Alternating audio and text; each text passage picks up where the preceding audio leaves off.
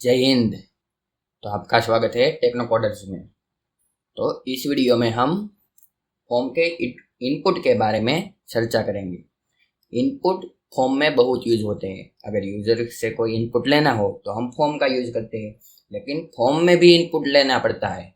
जैसे कि अगर टेक्स्ट लेना हो तो इनपुट टाइप टेक्स्ट लेना पड़ता है। अगर कोई चेक बॉक्स, रेडियो बटन, कोई कलर चूज करना हो तो भी इनपुट लेना पड़ता है। तो ऐसे सभी इनपुट लेने के लिए इनपुट टाइप का यूज होता है। तो वैसे ही इनपुट टाइप के बारे में हम आज इस वीडियो में थोड़ी चर्चा करेंगे। तो करते हैं इस वीडियो को शुरू। तो पहले एक नया फोल्डर बना लेते हैं 08 नाम से, जिसका नाम हम रखते हैं इनपुट।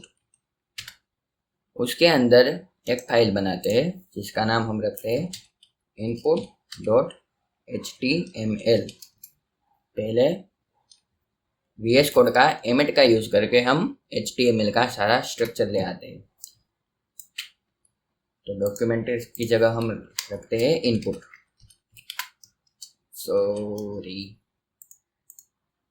पहले इनपुट टाइप का यूज करना हो तो पिछले वीडियो में हमने देखा था फॉर्म का यूज करना पड़ता है।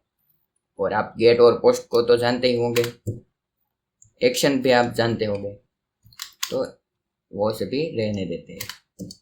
अब अगर हमें यूजर से कोई टेक्स्ट लेना हो तो हम इनपुट टाइप टेक्स्ट का यूज करते हैं, input:text। ये एक VS कोड का एमिट है जिससे हम टेक्स्ट ले आ सकते हैं। नेम का यूज कर सकते हैं ताकि हम PHP, जावास्क्रिप्ट और उस सभी लैंग्वेज में हम इसकी वैल्यू गेट कर सकें। तो उसके लिए नेम हम रखते हैं यूजर नेम और करते हैं लाइव।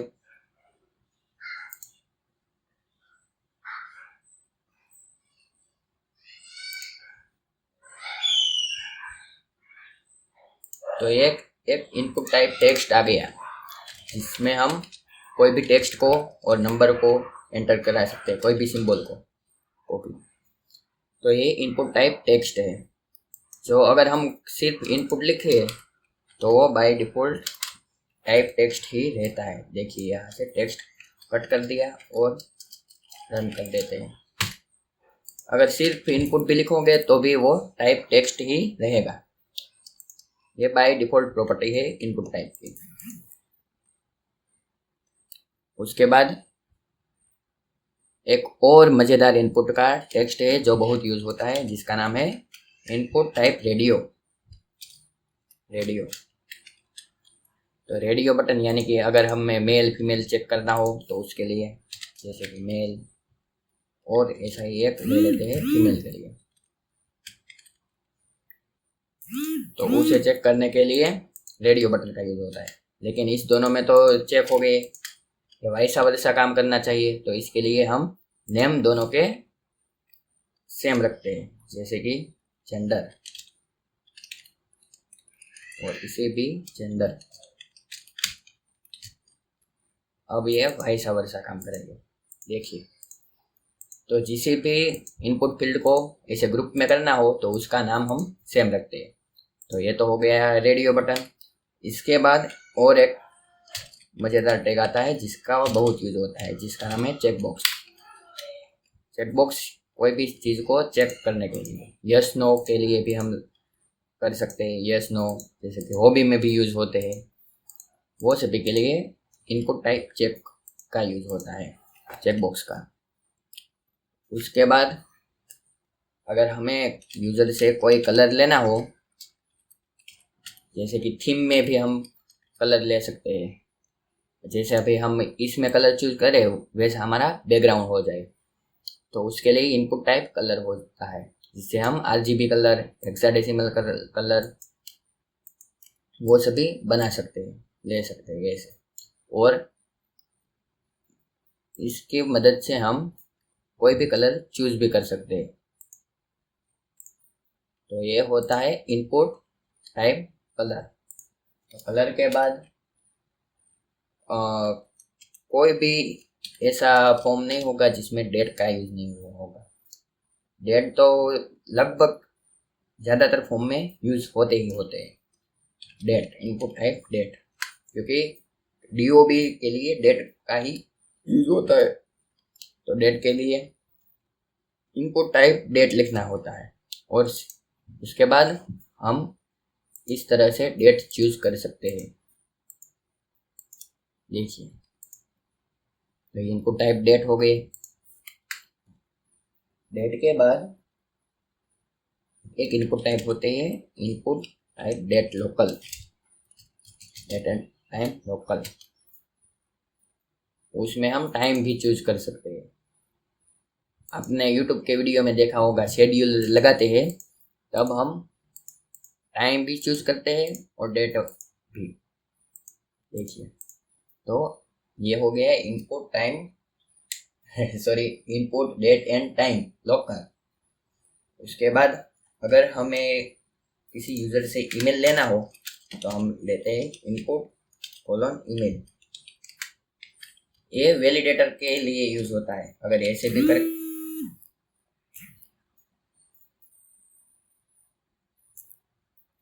लेबल के लिए यूज होता है, सॉरी वैलिडेशन के लिए यूज होता है। अगर @ के बाद कुछ नहीं लिखा हो तो वो हमें एरर दे देता है।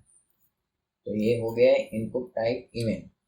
उसके बाद अगर यूजर से कोई फाइल लेनी हो तो उसके लिए यूज होता है input type file. Choose file करके हम फाइल को चूज कर सकते हैं। तो ये हो गया इनपुट टाइप फाइल।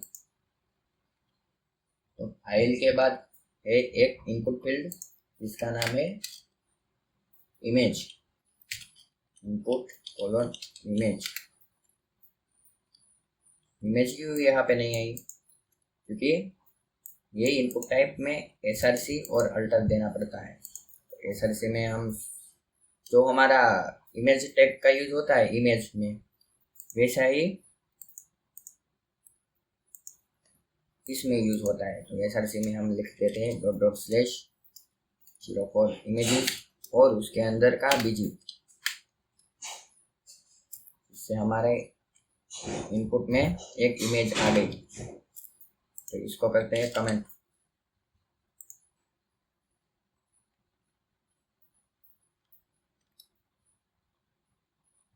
उसके बाद है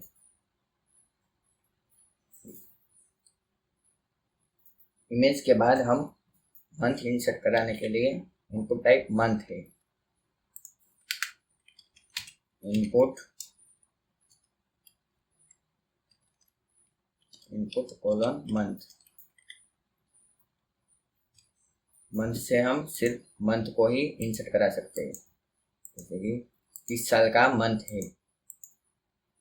ये रिज्यूमे में यूज होता है, किस मंथ से आपने शुरू किया जॉब और आखिर में किस मंथ से तक आपने उस जॉब में लगे रहे। तो इसके लिए इनपुट टाइप मंथ का यूज होता है। मंथ के बाद है इनपुट टाइप नंबर।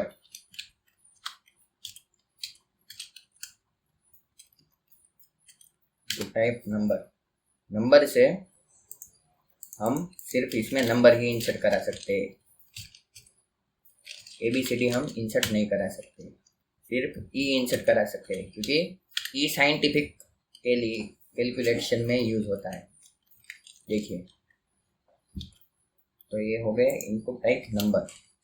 उसके बाद एक और इनपुट टैग है जो है पासवर्ड इनपुट टाइप टेक्स्ट की तरह ही है, लेकिन टेक्स्ट में हमें टेक्स्ट शो होता है और पासवर्ड में डॉट आ जाते हैं। तो ये है input type password.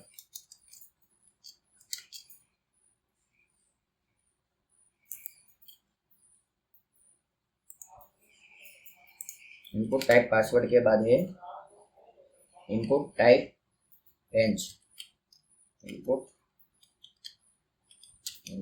Colon range की मदद से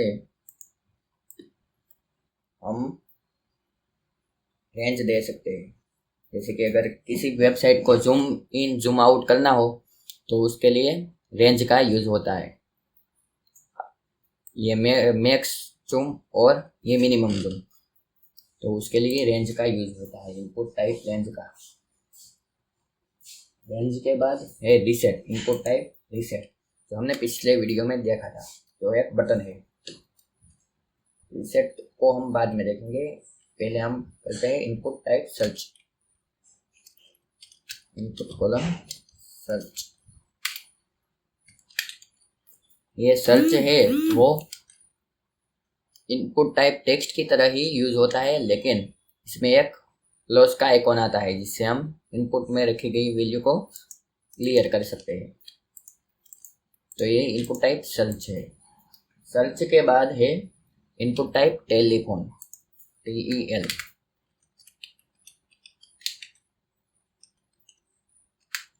जिससे हम टेलीफोन के नंबर डाल सकते हैं। ये है इनपुट टाइप टेलीफोन, इसमें हम नंबर डाल सकते हैं। ये इनपुट टाइप टेक्स्ट की तरह ही यूज होता है। उसके बाद इनपुट टाइप टाइम होता है, इनपुट टाइप टाइम, जिससे हम टाइम इंसर्ट करा सकते हैं। तो ये है इनपुट टाइप टाइम। टाइम के बाद इनपुट टाइप URL है, URL से हम ये URL कॉपी करके पेस्ट कर सकते हैं। ये इनपुट टाइप टेक्स्ट की तरह ही यूज होता है, लेकिन ये एक बेटर अप्रोच है टेक्स्ट के यूज करने के बजाय URL से ही। उसके बाद इनपुट टाइप वीक है। वीक यानी कि वीक के लिए 32वां वीक है 2024 का। देखिए आप वीक भी देख सकते हैं। पहले वीक से लेके तो जनवरी 2024 का पहला वीक में ये 7 दिन थे, और दिसंबर महीने में यानी कि 52 वीक होते हैं एक साल में।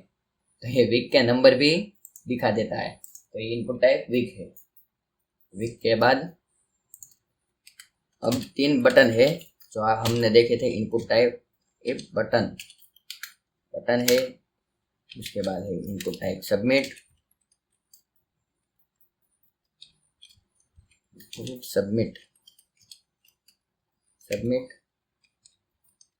और इनपुट टाइप रीसेट।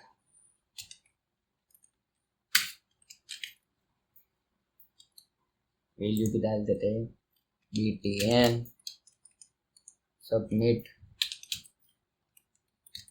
और रीसेट। BTN का यूज़ करके कुछ नहीं हुआ, रीसेट से सारे इनपुट क्लियर हो जाते हैं। देखिए, और सबमिट से हमारा डेटा सबमिट हो जाता है।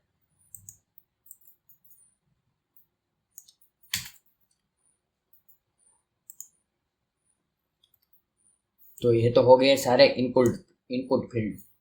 तो इसके एट्रीब्यूट भी कई है, जैसे कि इन सभी को करते हैं नहीं, इसे ऐसे ही रहने देते हैं, एक नई फाइल बना लेते हैं।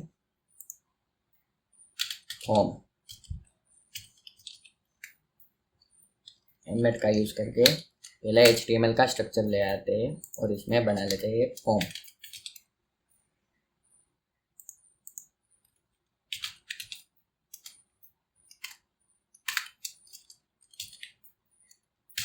इसमें इनपुट टाइप टेक्स्ट ले लेते हैं और एक इनपुट टाइप सबमिट, वैल्यू रख देते हैं सबमिट। इसे प्रोजेक्ट को लाइव करते हैं। तो एक इनपुट टाइप टेक्स्ट हो गया और एक सबमिट हो गया। तो इसमें एट्रीब्यूट्स है इनपुट टाइप टेक्स्ट के, जैसे कि वैल्यू का यूज होता है इसके अंदर की वैल्यू, यानी कि ABC हम रखते हैं तो इसकी इनिशियल वैल्यू ABC हो जाएगी, ABCD। तो इस वैल्यू का एक्सेस करने के लिए वैल्यू एट्रीब्यूट यूज होता है। उसके बाद एक है रीड ओनली से हम इसे सिर्फ रीड कर सकते हैं, इसमें कोई छेड़छाड़ नहीं कर सकते। यह है इनपुट टाइप रीड ओनली। और उसके बाद है एक इनपुट टाइप डिसेबल, तो उसके अंदर हम क्लिक भी नहीं कर सकते, कॉपी भी नहीं कर सकते, कॉपी कर सकते हैं, ये डिसेबल्ड है। जैसे कि हम बटन को डिसेबल कर सकते हैं, कोई सब जब तक इसमें कोई वैल्यू ना हो तब तक बटन डिसेबल रहना चाहिए। डिसेबल है, उसके बाद एक इनपुट टाइप रिक्वायर्ड है, डिसेबल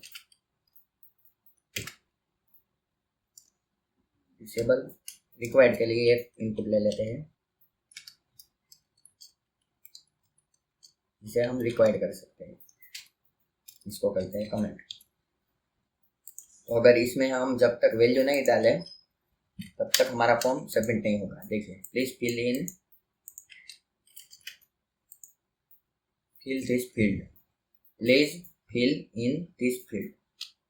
अगर हम फिल करें उसके बाद सबमिट करें तो हमारा फॉर्म सबमिट हो जाएगा। तो ये है इनपुट टाइप, इसके महत्वपूर्ण एट्रीब्यूट्स। इसके अलावा भी कई एट्रीब्यूट है, ये जो मैंने 4 एट्रीब्यूट बताए वो सभी इनपुट टाइप में यूज होते हैं। इसके अलावा एक एट्रीब्यूट है प्लेस होल्डर, जिससे हम कुछ जब तक टेक्स्ट ना हो तब तक कुछ दिखा सकते हैं, सिर्फ लिखने के बाद वो गायब हो जाएगा। तो ये एक इनपुट टाइप प्लेस होल्डर भी हो गया।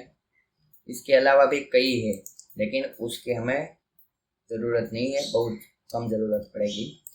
तो ये हमारा इनपुट टाइप कंप्लीट हो गया।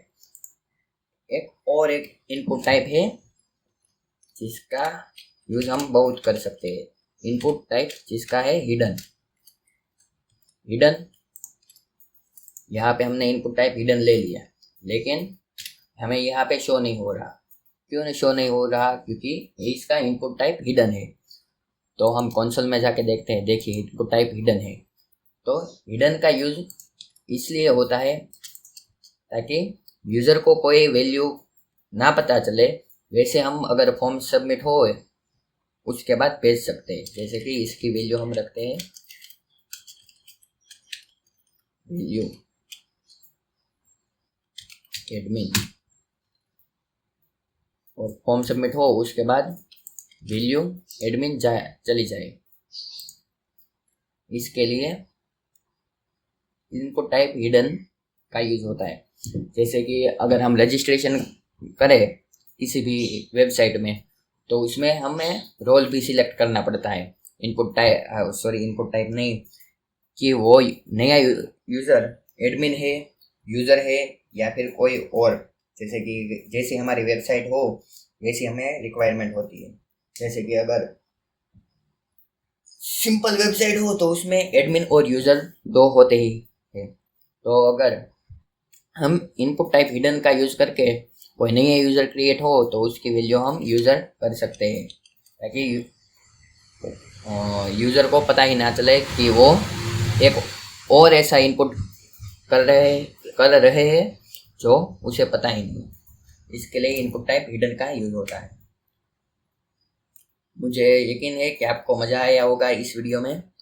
तो मिलते हैं एक और अगले नए वीडियो में। जय हिंद।